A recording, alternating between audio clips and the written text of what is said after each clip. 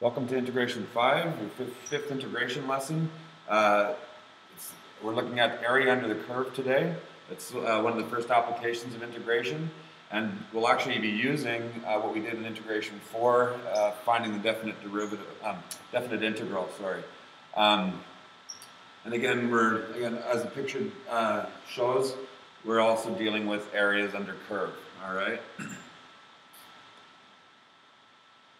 So the first thing we're going to look at is just some theory, how this was arrived at, and then after that we'll start just using the formula.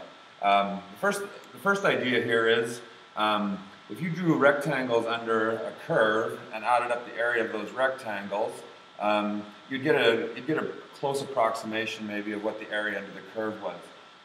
The problem here, you can see in the first example, is that we're missing some areas. So obviously that's an underestimation of the actual area under the curve. In the second picture, the second figure, we actually have an overestimation because we're drawing our rectangles above the curve. So again, that's going to be an overestimation. And the actual area that we want, which is in figure 3 here, we can assume though that it's going to be somewhere in between the area in figure 1 and the area in figure 2, and that's what this box is saying here too. The exact area is somewhere between the sum of the rectangles under the curve or the sum of the rectangles above the curve, lower sum, upper sum. The ways that we can make this more accurate though is we can make the width of the rectangle narrower. All right, and that's what's shown in the figure down here, this one. Again, we've made in the first set of figures, the widths were 1 unit. All right.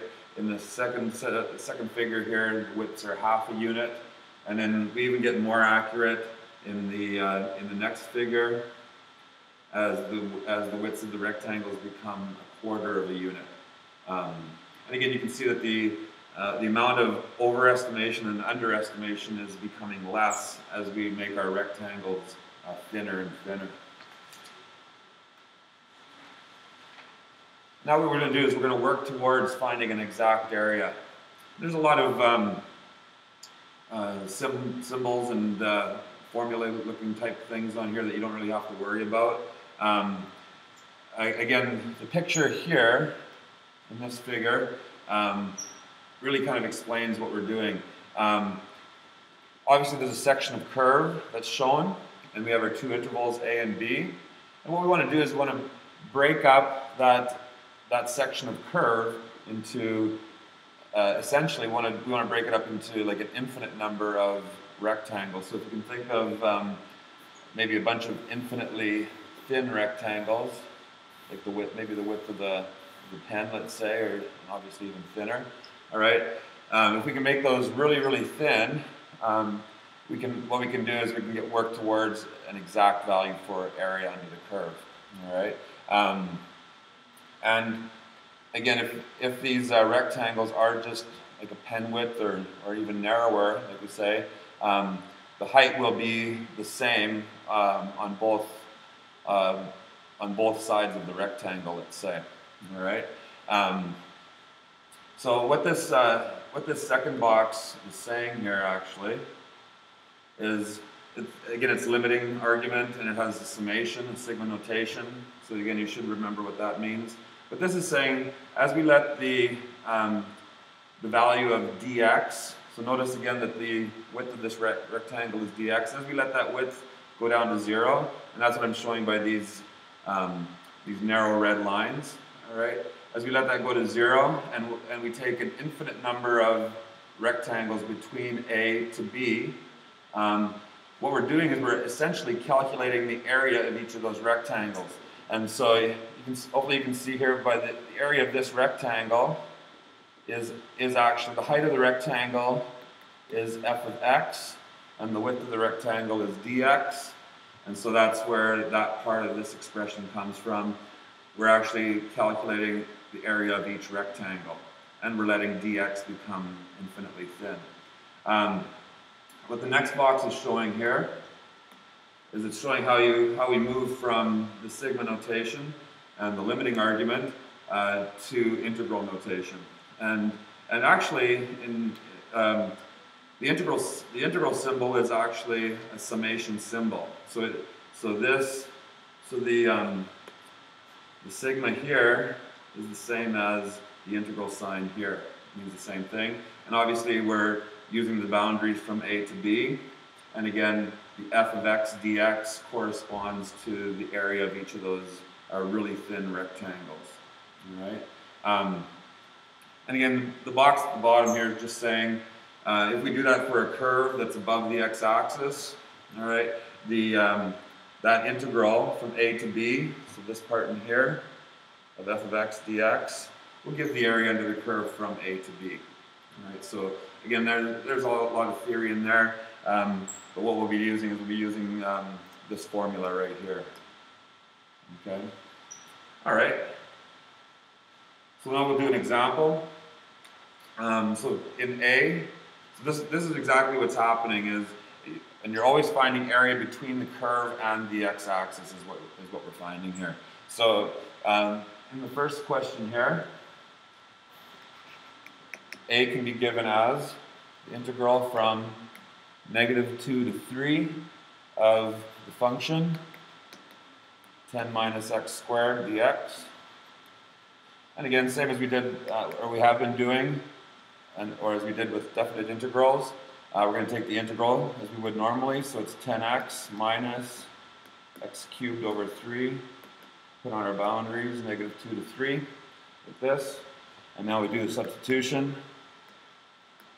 So it's 10 times 3 minus 3 cubed over 3. And then minus, again, be careful here, minus, and then use parentheses.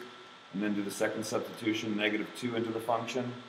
10 times -2 minus, again, brackets important here, -2 all cubed, divide by 3.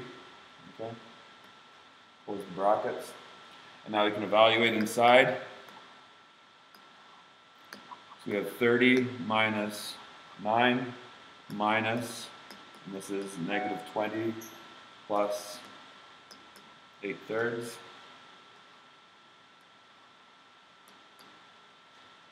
And if we group our integers together in the brackets, we should get 41 and a fraction minus 8/3.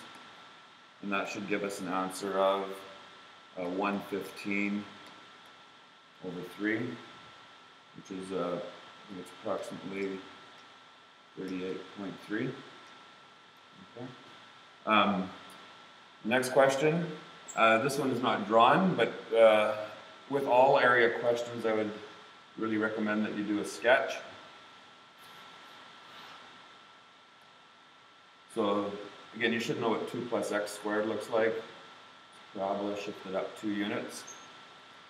And we want the area bounded by the curve and the lines x equals 1 and x equals 3. So again, the area that we're looking for will be this. Okay.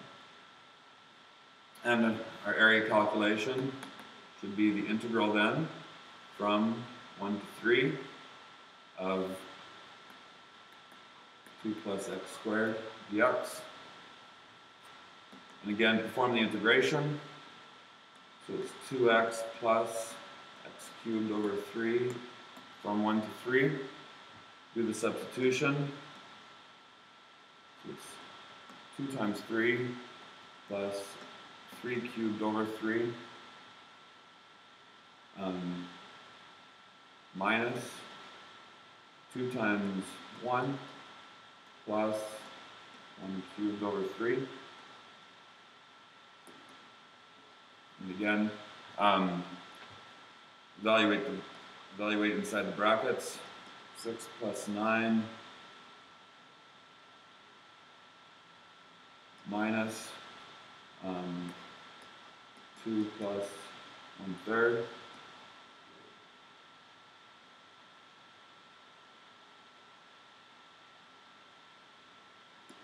So that 15 minus 2, that's 13 1/3.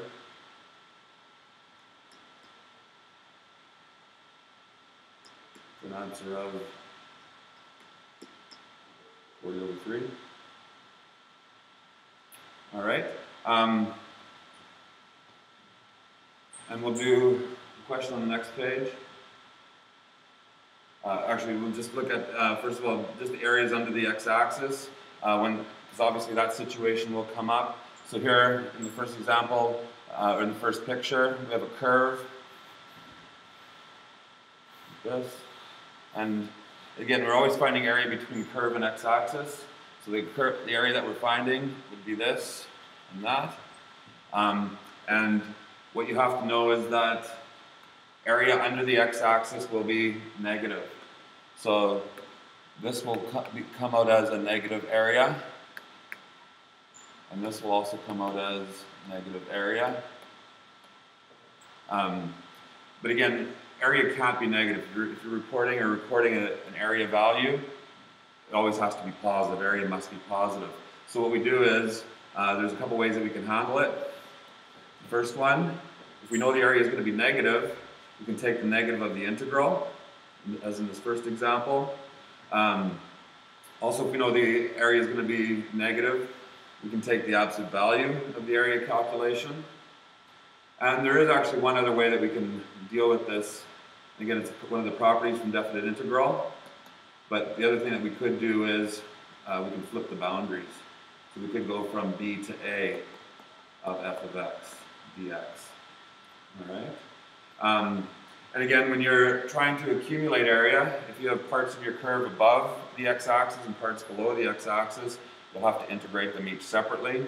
So, and again, this is one of the properties that we talked about with definite integral. This is where you would use it. In the picture down at the bottom, if the question said find the area under the curve between A to B, you'd have to first graph, look at your picture, see that it actually had a region above the x-axis and it has a region below the x-axis.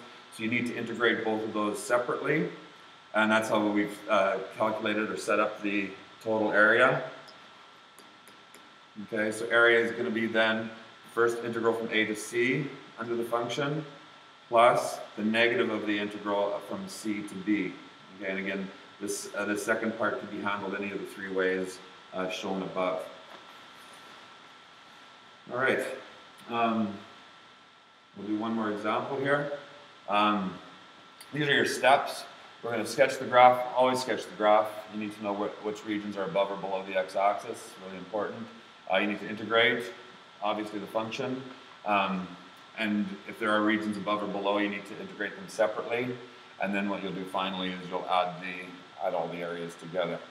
All right. So first thing with this question, we should graph it. I'll graph it over here. I've already graphed on the graphing calculator. You can check it yourself. But the curve does do this. And these are the zeros. The zeros are 1 and 2. And the question tells us we only want the area between 0 to 3. So again, what we want is we want that area, and we want to add to it that area, and we want to add to it that area.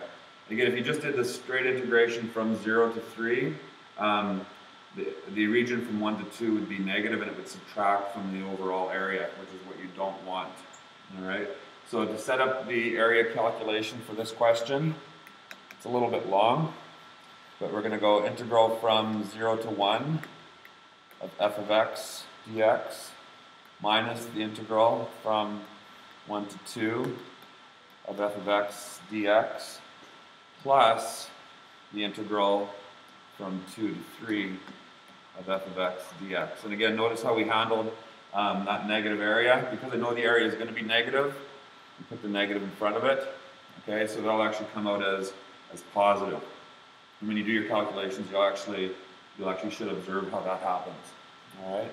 So so now what we'll do is put in the function. So 0 to 1 of x cubed minus 3x squared plus 2x dx minus integral 1 to 2, same function again, x cubed minus 3x squared plus 2x dx, and then finally integral from 2 to 3, same function again. Function doesn't change obviously, dx, like that. Alright, and now again we have to perform the integration. So it would be x to the 4 over 4 minus 3x cubed over 3 plus x squared from 0 to 1 minus, again the same integral, x to the 4 over 4 minus x cubed plus x squared from 1 to 2, and then plus the integral again is x to the 4 over 4 minus x cubed plus x squared from 2 to 3.